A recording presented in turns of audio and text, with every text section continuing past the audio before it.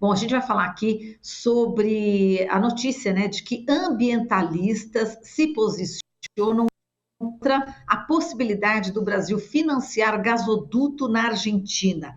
Vamos entender por quê com Carlos Bocuí, presidente do Instituto Brasileiro de Proteção Ambiental, PROAM. Olá, Bocuí, bom dia, seja bem-vindo.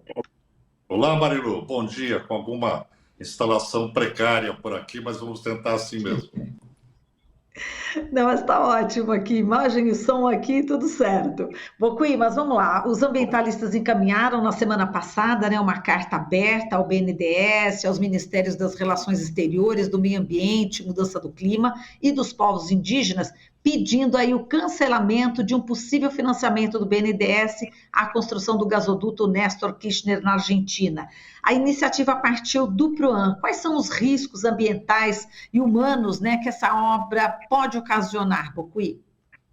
Olha, essa história do gás de xisto, do gás de folheto, né, que é extraído com um sistema que a gente conhece como fracking, que é um sistema de explosão de rochas, né, a 4.000 metros de profundidade, é um sistema altamente agressivo do ponto de vista ambiental. Porque quando você faz a extração de hidrocarboneto nessa condição, é necessário que se injete muita água com muita pressão, e essa água não é só água, a ela se adicionam cerca de 600 substâncias químicas tóxicas, muitas delas tóxicas, e além de jatos de areia. Então, há uma verdadeira explosão no subsolo para fragmentar as rochas e libertar os hidrocarbonetos. O resultado disso é que quando esse gás ele sai para a atmosfera, a parte fugitiva, que não é captada, ela acaba indo para a atmosfera e ela é, na atmosfera, muitas vezes mais agressiva do que o próprio CO2. Não é? Além disso, o sistema de retirada de gás, com essa violência do ponto de vista ambiental, leva a uma contaminação dos aquíferos e também das águas que voltam contaminadas, que são águas residuais. Esse processo é um processo altamente agressivo do ponto de vista ambiental. Ele vem sendo proibido em muitos países.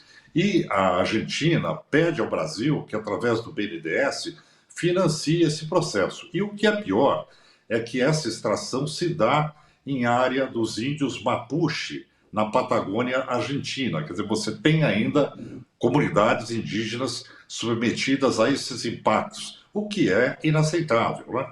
Então, além da tecnologia ser uma tecnologia condenada em vários países do mundo, proibida, além disso, você ainda tem os impactos que são gerados a uma comunidade de um povo tradicional. Exato. E esse gás metano, né, que é obtido, esse método, né, que você acabou de dizer, ele causa um aquecimento maior até mesmo que o carvão e que o petróleo, Bocuí. Quando ele vai para a atmosfera, né, o gás, que é o gás fugitivo da extração, ele fica na atmosfera e tem um potencial de aquecimento, para o aquecimento global, superior ao carvão. Durante 20 anos, que é o período curto que ele fica na atmosfera, curto, mas altamente agressivo, ele tem um potencial de aquecimento maior que o carvão, né? É nesse sentido que ele é potencialmente danoso. Além disso, nós estamos falando aqui de combustível fóssil, né? De uma queima de um gás que será, como qualquer outra fonte de energia derivada do petróleo, causadora do aquecimento global, né? Então, no momento em que todo mundo está fugindo dessa alternativa, o Brasil estaria incentivando, não só na Argentina, mas no Brasil, o uso desse gás, né? Então, sob todos os aspectos, a extração do gás e o uso do gás, a sua queima, na realidade climática global hoje, é absolutamente desaconselhável. Tá. E também, como você disse, em relação aos indígenas Mapuche, quer dizer, seria prejudicial também para o povo indígena argentino. Então, na região, é bom que se entenda, existem comunidades remanescentes dos Mapuche. A Convenção 169 da Organização Internacional do Trabalho, ela é clara, ela diz que para que se faça alguma alteração em território de povos tradicionais, esses povos eles têm que ser consultados, para que eles concordem e que isso seja feito de forma a não prejudicar o modo de vida daquela comunidade ou não sacrificar a comunidade com impactos ambientais. O que os índios Mapuche da região estão questionando, já com a existência de 300 poços na região, é que há uma contaminação das águas, animais nascem com má formação, não é? Ou seja, há uma poluição intensa dos recursos hídricos, né? Numa região onde eles praticam agricultura praticamente familiar. Então, esse tipo de atividade petrolífera dentro de uma área de agricultura familiar é absolutamente desaconselhável, justamente pelos motivos que eu elenquei. O tipo de extração, a forma de extração, acaba provocando uma contaminação das águas subterrâneas e de águas superficiais, o que leva a um impacto muito grande para essas comunidades. Então, além disso tudo, essas comunidades não foram consultadas, quer dizer, elas estão sendo submetidas a impactos sem que elas tivessem sido consultadas para anuir ou não a esse tipo de atividade, o que é uma obrigação legal da Argentina. E se o Brasil financiar esse tipo de situação, o Brasil acaba sendo corresponsável. Não é? Todo aquele que contribui para o dano ambiental, seja com financiamento o que for, acaba sendo também corresponsável. Nesse sentido, nós estamos alertando ao Banco de Desenvolvimento do Brasil que não aporte recurso para um empreendimento que significativamente altera o meio ambiente, polui e ainda afeta uma comunidade indígena. Exato. E Bocuí te estranhou quando houve esse anúncio, né, dessa possibilidade e também qual que é a sua estimativa em relação justamente a essa carta aberta que foi enviada tanto ao BNDES quanto aí aos ministros, né, das relações exteriores, do meio ambiente e mudança do clima, dos povos indígenas. Qual que é a tua expectativa? Olha, a expectativa é que o banco, o BNDES, ele, de acordo com a carta ética que ele tem internamente para reger as suas operações, ele não faça esse empréstimo para essa finalidade, ele não financie esse tipo de alternativa tecnológica suja. E quando você olha os objetivos do desenvolvimento sustentável que o Brasil assinou, que a Argentina também assinou, você tem 7 dos objetivos, dos 17 existentes, 7 seriam feridos com esse tipo de financiamento, que vai desde a submissão dessas comunidades a uma situação de impactos ambientais, até a poluição das águas, até o incremento de mudanças climáticas, ou seja, não é só o dado que eu citei da OIT, que seria impeditivo, mas também uma série de outros elementos ligados a acordos internacionais que o Brasil assinou e a Argentina também, que seriam descumpridos. Não é? Então, nós temos que zelar por essa regularidade, que eu diria, Marilu, que é uma regularidade civilizatória. São normas criadas para proteger tanto as comunidades indígenas, como também para proteger o meio ambiente. E eu acho que o essencial disso tudo é a questão climática. Né? Nós estamos falando aqui de um incentivo ao aquecimento global, que seria, nos dias de hoje, completamente inaceitável. Agora, Bocuí, por um outro lado, agora a gente teve a visita, né, da ministra alemã da Cooperação Econômica e do Desenvolvimento. Ela prometeu, aí, né, planejando aí a doação de R$ 1 bilhão aí de reais para os primeiros 100 dias do governo Lula. E essa aí é uma boa notícia, né? Enfim, ela diz que também a situação do povo Yanomami está acompanhando nessa situação e ela está tratando com que esses recursos também se direcionem para essa tragédia, né, humanitária que o governo humano está passando nesse momento. Você comentasse, né, essa boa notícia também, por outro lado, né? Marilu, está truncando um pouquinho, eu te ouvi um pouco mal, mas eu vou tentar responder. Então, Tá essa atitude da Alemanha de financiar desenvolvimento sustentável para o Brasil, não é? De apoiar as comunidades indígenas, de apoiar os estados da Amazônia para que implementem um modelo de desenvolvimento adequado, para incentivar o hidrogênio verde, que seria uma alternativa sustentável para a produção de combustível que depois poderia ser utilizado também pela Alemanha em substituição ao gás que hoje eles utilizam, proveniente da União Soviética, é uma situação altamente, eu diria, para ser aplaudida, não é?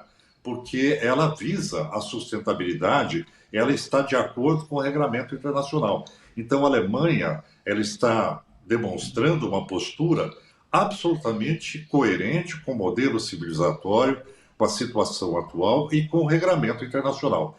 A mesma atitude o Brasil deve ter, não financiando esses processos de gás de xisto, investindo em energia limpa, não é? Então é muito louvável o que a Alemanha faz, porque ela nos dá o exemplo da correção, o exemplo da sustentabilidade.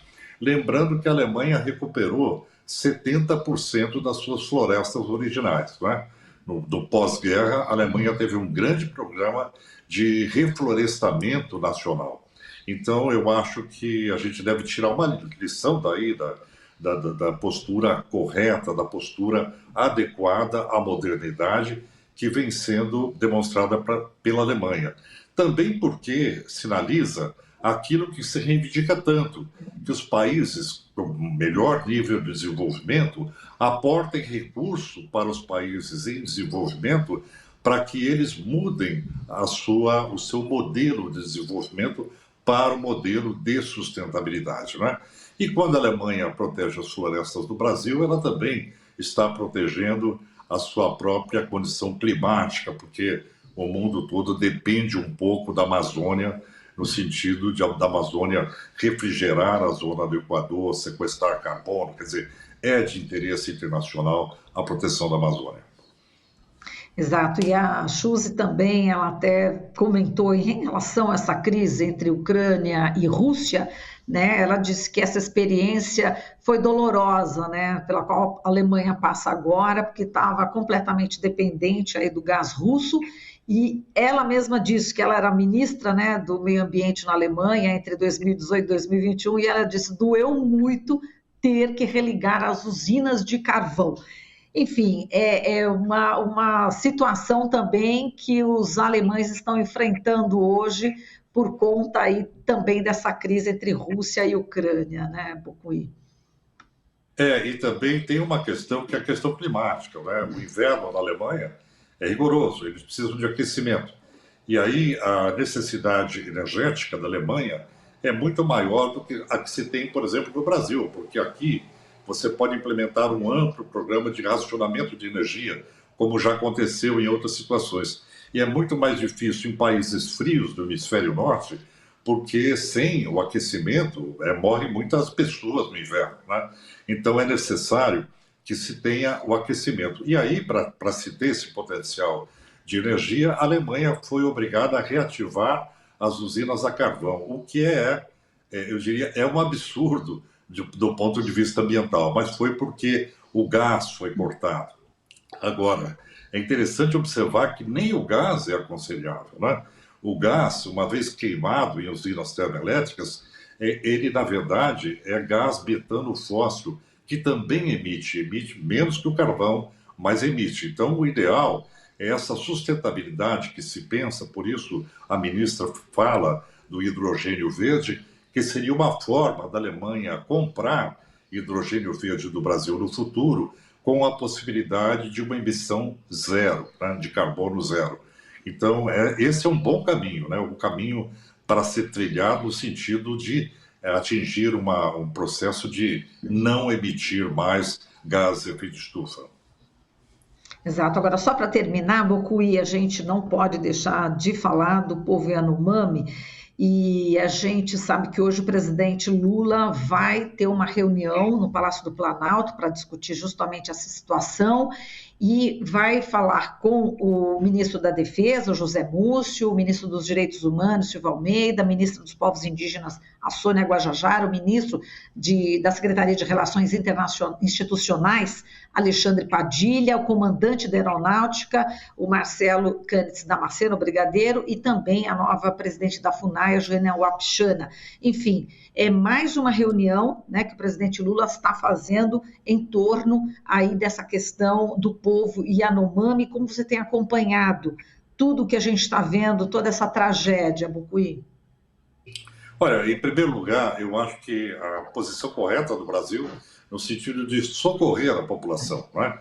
O governo está dando assistência médica, está dando assistência do ponto de vista alimentar, ou seja, o governo está agindo adequadamente para a proteção do povo Yanomami.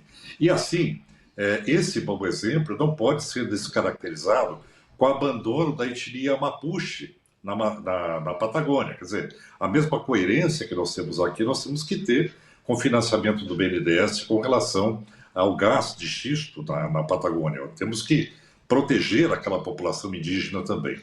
Agora, a situação brasileira chegou ao paroxismo, né? Chegou a um ponto realmente assustador, onde essa população estava correndo risco de vida em função de inanição, de falta de alimentos, falta de água e, principalmente, um elemento que vai pesar para essa comunidade no futuro, que é o envenenamento por mercúrio, não é? Porque o índice de garimpo na região amazônica acabou levando a uma contaminação por mercúrio que chega a uma intoxicação, não é? Com danos irreversíveis para aquela comunidade.